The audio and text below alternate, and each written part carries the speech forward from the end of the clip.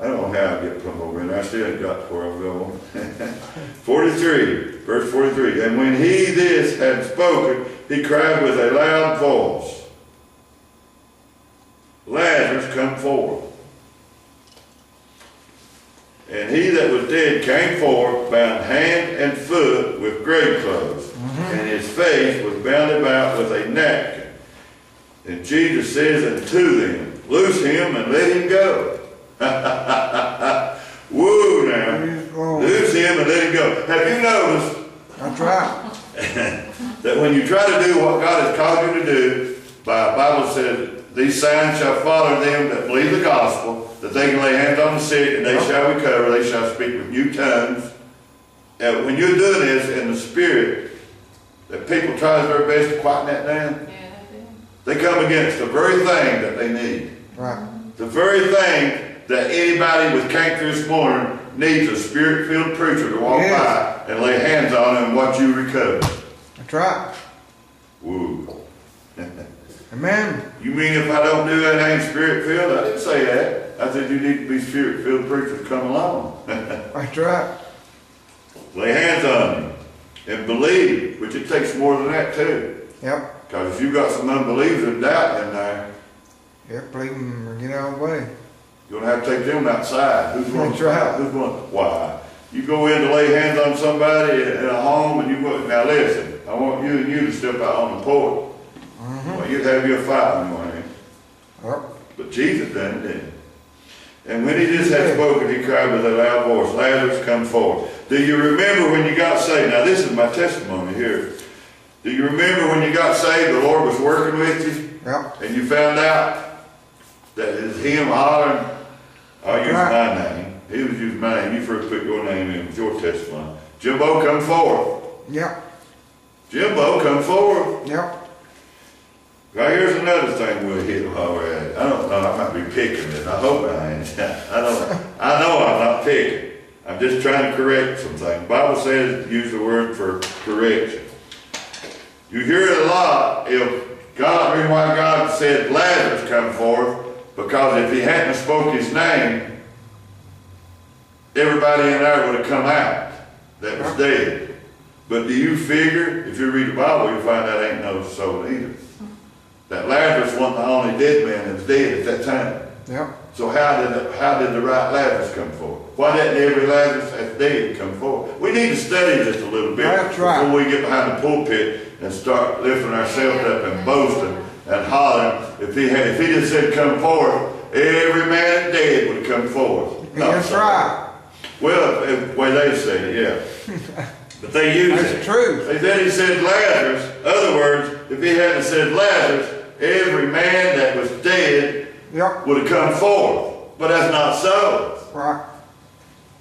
He's a He Lazarus. said Lazarus, and Lazarus knew who he was. Amen. There's more than, you read the Bible, there's more than one Lazarus. When he raised Lazarus out of that grave, there was more dead in the world than Lazarus. Yep.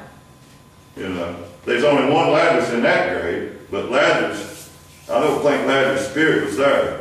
Lazarus, come forth. Anyway, do you remember when he said, Jimbo, come forth. Jane, come forth. Joe, come forth. Yep. Edith, come forth. Al, Mary, Yep. whatever your name is, come forth.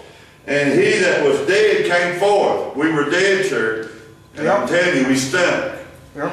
Our sin stank went up before the Lord's nostrils. Yes, it is. Come on. If you ain't saved today, your smell is bad at God's nostril. That should be a big amen. Huh? Amen. And he that was dead came forth, bound hand and foot. Now think about that, with grave clothes. We need help right there. Yeah. We need help, church. We shouldn't be so sad, should we? That's right. And he that was dead came forth bound. Don't you know we was bound and ready for the second grave, second death, I mean? Yeah. We was ready. If you ain't got Christ in your heart, that you're bound and you got grave clothes on, ready for the second death, which will burn in hell eternity, bound hand and foot with grave clothes. and his face was bound about with a napkin. That man was tied up bad, boy. Right. Brothers and sisters. Look at Lazarus now. He was bound, wasn't he? Yeah, he was. There's a story behind all this, and I don't get it out. There's a story behind this. Verse 44 again. And he that was dead, talking about Lazarus, came forth. How do you reckon he come out of that grave with that clothes bound and his feet was tied together? Yeah. You know, back then they went, it's like you see mummies today, ain't it? Yeah. On TV, Frankenstein and all that. Yeah. But back then they put them around their head all the way down to their feet. They wrapped them in a clothes. Yeah. This had a napkin on their face. But can you imagine how much bondage he was in? Yeah. How did he get out of there? I just wonder. Now my mind is this way, and I ain't saying this is true. My mind, he come out of there leaping, jumping, feet flat-footed. Oh yeah. I don't know. I said that is my mind. He might have just floated through the air and stood in front of Jesus. Right. I do not know, but that's what I see in my mind. I could be wrong. But anyway, his feet was bound together. That's right. He could not walk. Couldn't walk. Couldn't wave. Couldn't see. And he couldn't see because he had a napkin right there. No, That's right. He couldn't hear.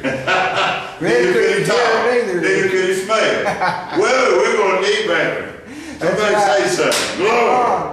Come on. That went deeper than I thought it was going there. And his face was bound about with a napkin. So one of us here today in the audience said he couldn't see. Another said he couldn't hear. Another said he couldn't smell.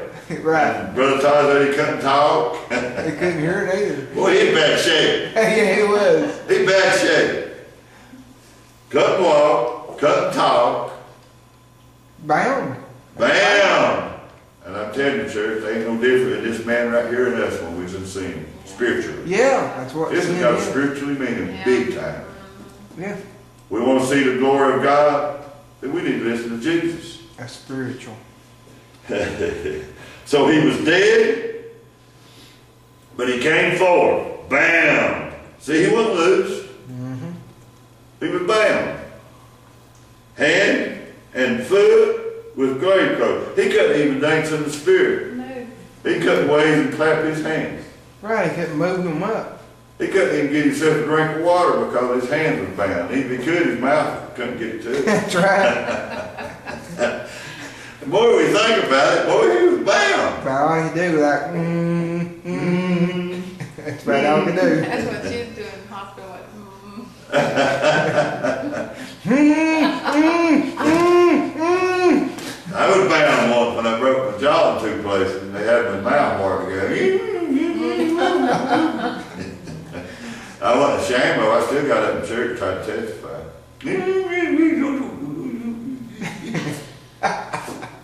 I had my mouth bound, I couldn't talk. Tied But up. what we want to lean toward here is a spiritual thing. yeah. Yes. More spiritually.